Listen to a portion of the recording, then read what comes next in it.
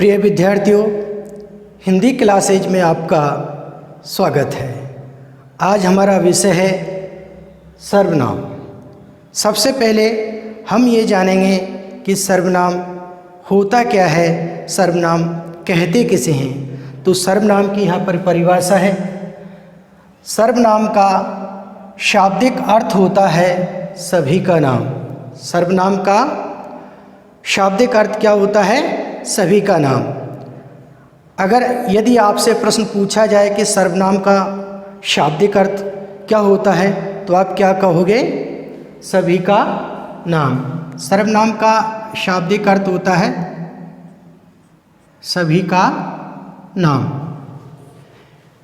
सर्वनाम का शाब्दिक अर्थ होता है सभी का नाम, अर्थात वे शब्द जो संज्ञा के स्थान पर प्रयुक्त होते हैं उन्हें सर्वनाम कहते हैं। वे शब्द जो संज्ञा के स्थान पर प्रयुक्त होते हैं उन्हें सर्वनाम कहते हैं। सर्वनाम के 6 भेद होते हैं। सर्वनाम के 6 भेद होते हैं।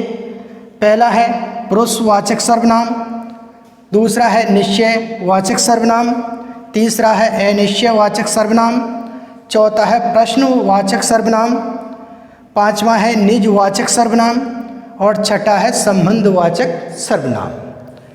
अब हम सर्वनाम के ये 6 भेदों का नाम हमने पढ़ लिया है। अब हम आते हैं कि सर्वनाम हम पढ़ते क्यों हैं। सर्वनाम हम क्यों पढ़ते हैं, क्या आवश्यकता है कि सर्वनाम को हमें पढ़ना पड़ता है।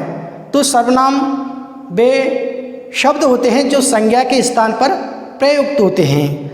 जब हम किसी से बात करते हैं तो बार बार हमें उनका नाम लिखना पड़ता है, उसका नाम लिखना पड़ता है। तो इस त्रुटि को कम करने के लिए हमें सर्वनाम शब्दों का प्रयोग करना पड़ता है, जिससे हम ज़्यादा नहीं लिखते, हमें कम लिखना पड़ता है। जिस तरीके से यहाँ पर उदाहरण द्वारा समझाया गया है, रमेश कोटा गया और वहाँ से पुस्तक लाया। रमेश कोटा गया और वहाँ से पुस्तक लाया।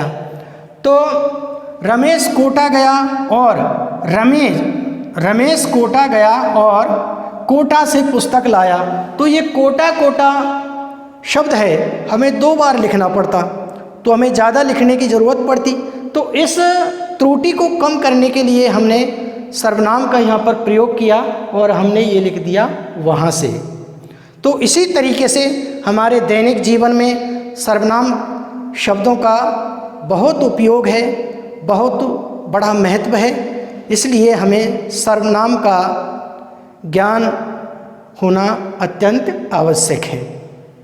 तो यहाँ पर रमेश कोटा गया और वहाँ से पुस्तक लाया। तो कोटा यहाँ पर संज्ञा शब्द है और वहाँ यहाँ सर्वनाम शब्द है। अर्थात ये सर्वनाम है, ये कोटा संज्ञा शब्द है, ये उसके स्थान पर प्रयुक्त हुआ है या उसके स्थान पर आया है। इसलिए हम कह सकते हैं कि सर्वनामों का प्रयोग संज्ञा के स्थान पर किया जाता है। तो अब हम फिर से आते हैं सर्वनाम के भेदों की ओर। सर्वनाम के 6 भेद होते हैं। एक बार मैं फिर से इसकी परिभाषा पढ़ देता हूँ। सर्वनाम का शाब्दिक अर्थ होता है सभी का नाम, अर्थात वे शब्द जो संज्ञा के स्थान पर प्रयुक्त होते हैं उन्हें सर्वनाम कहते हैं। सर्वनाम के 6 भेद होते हैं। ये सर्वनाम के यहाँ पर 6 भेद हैं। पहला है पुरुषवाचक सर्वनाम, दूसरा है निश्चयवाचक सर्वनाम, तीसरा है अनिश्चयवाचक सर्वनाम, चौथा है प्रश्नवाचक सर्वनाम, पांचवा है निजवाचक सर्वनाम और छठा है संबंधवाचक सर्वनाम। इस तरीके से आज हमने सर्वनाम की परिभाषा, सर्वनाम के भेद, इनके बारे में जाना था या इनसे आज हम परिचित हुए थे। आप इन्हें अपनी उत्तर पुस्तिका में लिपिबद्ध करें ताकि आपकी परीक्षाओं में इनसे संबंधित प्रश्न अगर पूछे जाते हैं तो आप सरलता के साथ उसका उत्तर दे सकते हो। आज के लिए इतना ही, शेष कल पढ़ेंगे। Thank you.